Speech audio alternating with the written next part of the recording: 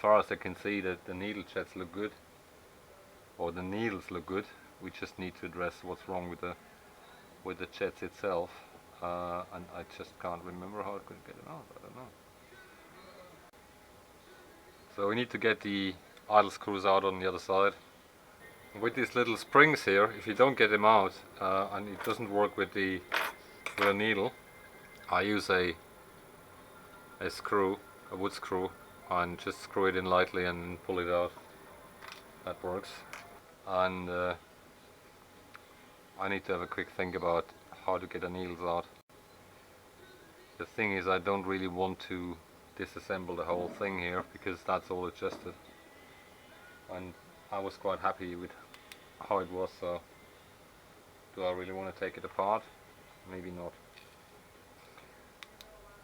It's certainly worth checking this one here, because this one was sticky. So the piston was somehow sticky. It took a bit to get it moving, and I'd like to understand what's wrong with that one. They all move, but this, maybe there was just some water in it. Don't know.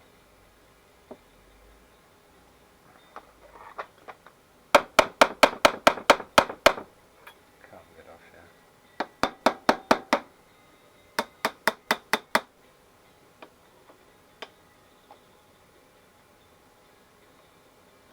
When you take them off, be careful. There are some gaskets underneath, which are at least not easy to get. You can make them on your own, but usually get away without making new ones. Looks all good. So what we're checking now is carb alignment at idle. What I do, I use a vacuum cleaner, just jam the hose in there, that's good enough, and a vacuum gauge, and just hold it there and see if they are equal. We're using the left hand gauge, the other one doesn't do anything. So it's going to be noisy, sorry, the vacuum cleaner is not the quietest one. All we do is comparing the suction on all four carbs. That gives us an idea about the piston height, and I think these two are a bit higher than those. We'll see that in a second. So 0.12, that's 0.12 as well, and that's a bit less.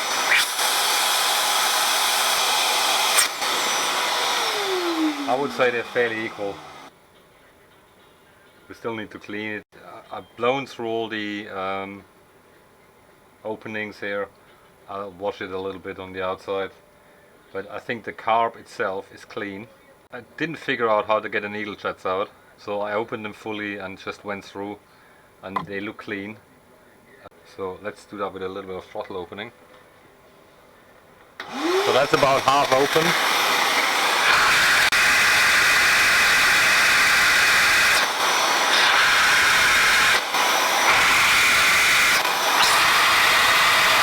That's good enough. So we're getting we tested it at a little bit open, that's half open, and fully open I can't read any vacuum anymore. So we know mechanically the assembly is fine. It's good enough to get it synchronized. I will synchronize them by emissions anyway, rather than by flow and pressure. Looks good to me so far. I was wondering if one of those was a bit odd. This one seems to be slightly different, but not much. I remember I have adjusted them for some reason. Maybe that cylinder is flowing less air, I don't know. So I'll leave it alone. I just want to make sure everything is fine and the thing is working. We pulling the same pressure on the jets. So we now know mechanically we're sound. We have the same flow on all of them. That means nothing is misaligned on all these levers and things like that. We've blown through every single hole here. I don't really want to take the thing apart because yes, you can take it into pieces and put it into the ultrasonic cleaner, but it's a big job. So all I do, I put that in the parts washer and clean it on the outside, and that's gonna be it. I don't want to spend all week on that carb. Yeah, we did a brief sanity check to make sure it's working as intended, and I can't find anything wrong. So all we need to verify is some blocked channels here, but I think they're all open. I think our main issue was actually the jets. I opened it fully and went through the needle jets with some WD-40 and air, so the dirt is out. It's they all look clean, so there's nothing I can do really without going any further. You can see the needles inside, and there's no gunk, no dirt anymore. We've blown through those. That's where the fuel comes in. So we need to clean all these jets and needle valves and things like that in the ultrasonic cleaner, and once the stuff is clean, we just put it back together, put it back to the bike, and see what it does. So we cleaned the main jets already. They came out well. The idle jets are a bit more a challenge. I've got them in the ultrasonic for probably about 20 minutes, and one of them is still blocked, so I leave them in for a little bit more. I blew them through with air, but can't get the gunk out. And you should never use any hard metals to go through jets, otherwise you change the size, and that's causing issues. So we got it fairly clean. We cleaned it in the parts washer. It's okay. I'm not gonna look for a pristine shiny look. As long as the gunk is gone and I think works again, it's okay. The bike gets dirty anyway, so yeah, let's clean the rest of the bits and put it back together. So we cleaned the first needle valve. I do them in pairs because they are worn into each other. To get it back together, so the cone part goes to the top because that's going to be closing. So we put that back together. Just make sure the springy part doesn't come out.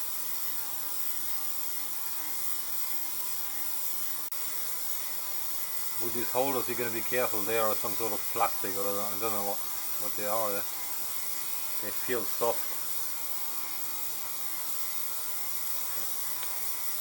So basically, it's held in by that little clamp on the screw.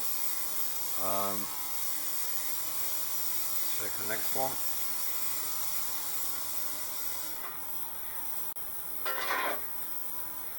So got the next one, which looks pretty clean inside. Yeah. So all the staining and gunk is out.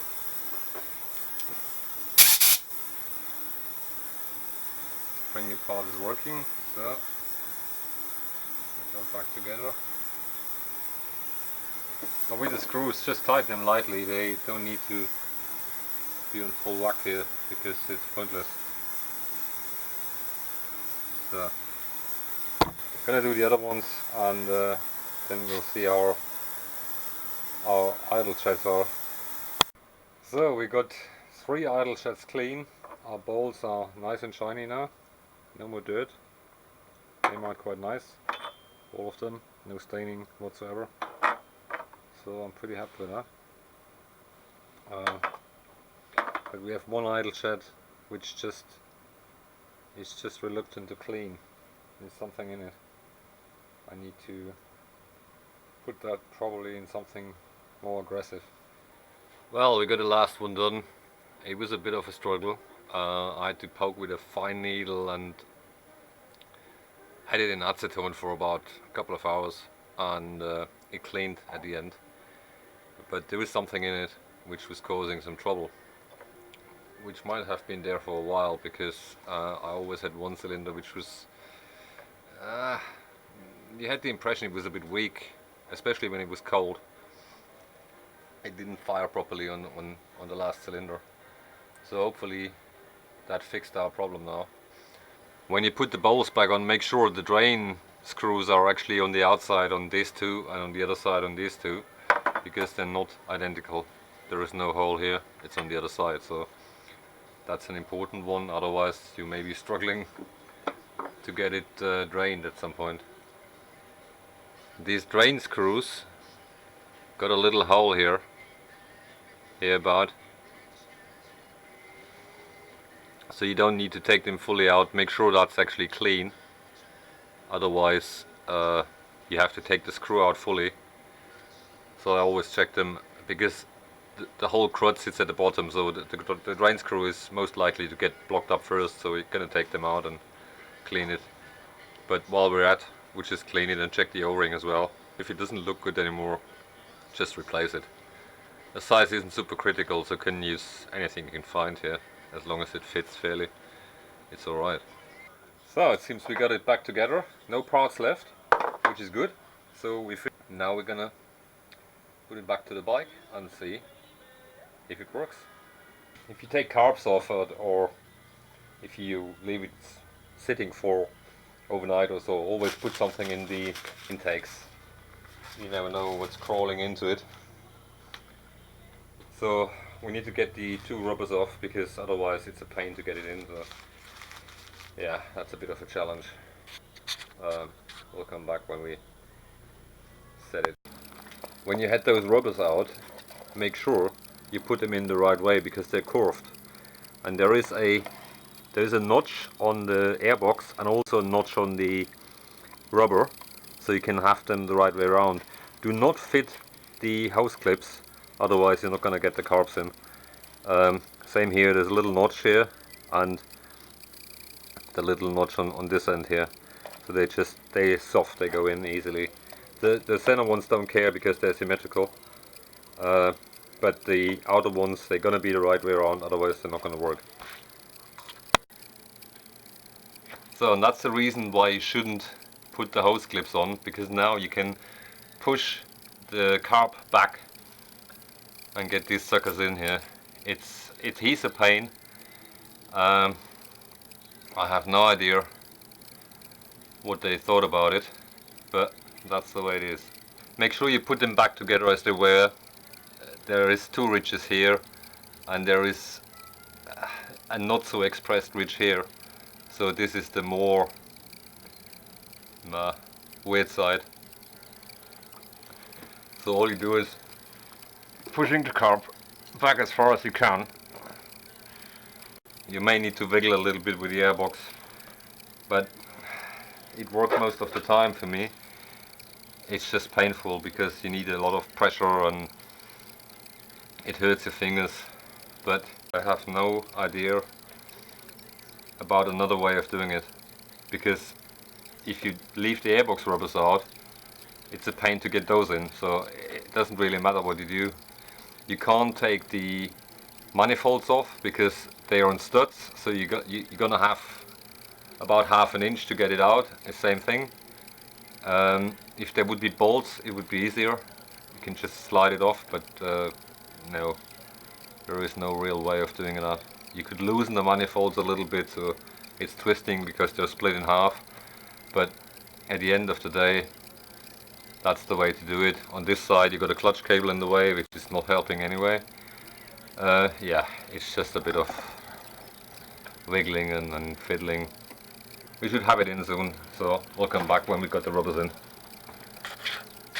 So what I normally do, I use a piece of wood to lever the carbs back, because the airbox is soft, the rubbers are soft, so that usually works. Just use a piece of wood, you're not going to damage anything. We got them in, just do the other side, push it forward,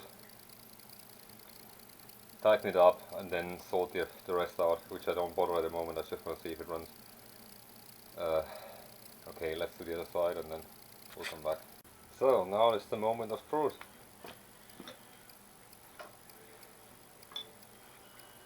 Kick it twice. Full show.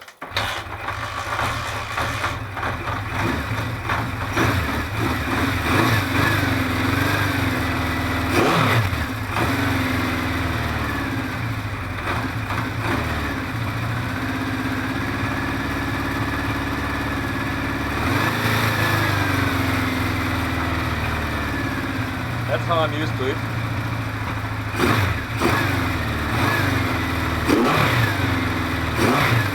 Running a bit lean at the moment because we have no air filter. And we are not completely in sync because the primary chain is rattling. So one cylinder may be a bit lean or whatever. We check that with the emissions analyzer and see how far we get, but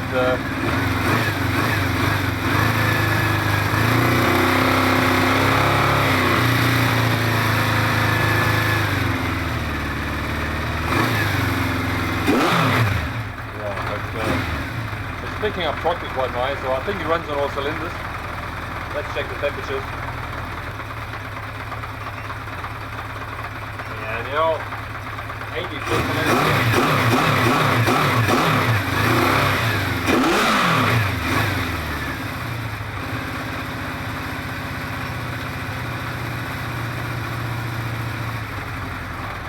They're all within plus minus 15 degrees, so that's fine.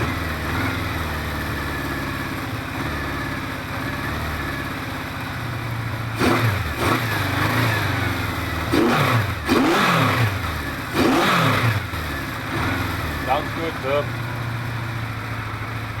I'm happy with it.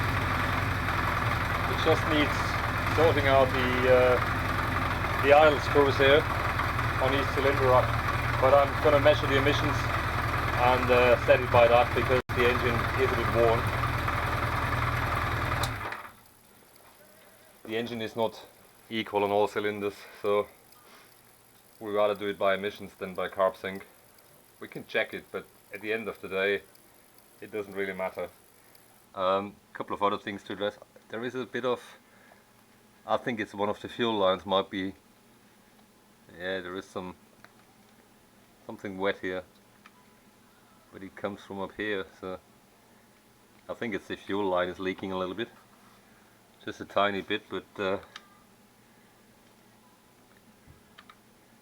yeah, it's between the two carbs, so I think it's the fuel line we need to look at. Maybe it's split or so. We need to look after the clutch. This thing is, let's say Honda engines are usually quite well engineered, but this clutch design is a pain in the butt. I think the stem is broken, which is a common fault because the clutch goes so hard, and this worm thing here is worn as well. I've seen people changing the whole thing to the later clutch of the 550, but it changes the appearance of the engine and you got the clutch lever on the other side. I don't really want to do that. I'd rather improve that, but for now I think there is a thin stem going through the engine because the clutch is on the other side, and they have a habit of braking and that makes it going really hard. So we're going to take that out, look after that. We also check valve clearance while we're at. Obviously ignition timing, things like that, normal service. And once everything runs okay, we do an oil change. Check if it's roadworthy and take it to the inspection, and hopefully we're gonna be back on the road. We got another patient here, which is the 250G. Needs looking after the carbs as well. Also it needs a new retar. I got the tires, I just need to do it. So that's the next one, and we've got a few other ones which we need to look at, but I'm quite happy with this one here for now. I'm not going to take it for a ride at the moment because I need to get the airbox back and things like that, and then we'll look after the emissions on all cylinders, and if that's good we're a step forward. So we got the analyzer on purge. Hopefully that's fairly visible. Top is CO, bottom is HC. We're just looking for CO, not bothered about HC at the moment. I'm purging it at the moment, should be enough now. We're reading all zeros, so let's fire up the engine and go through all the cylinders. I've got the air filter fitted, hopefully.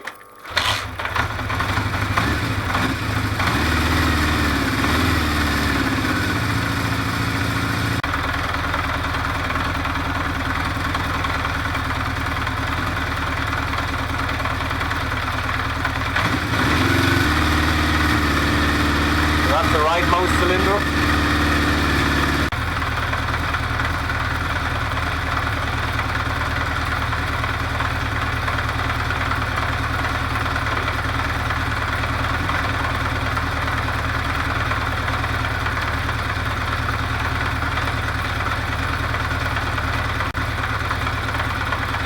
That's the second from the right.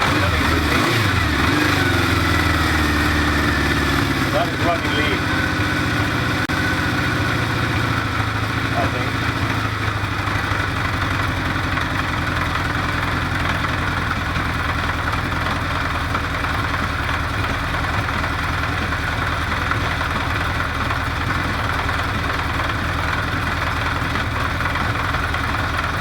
I'm pretty sure that's the one with sputters.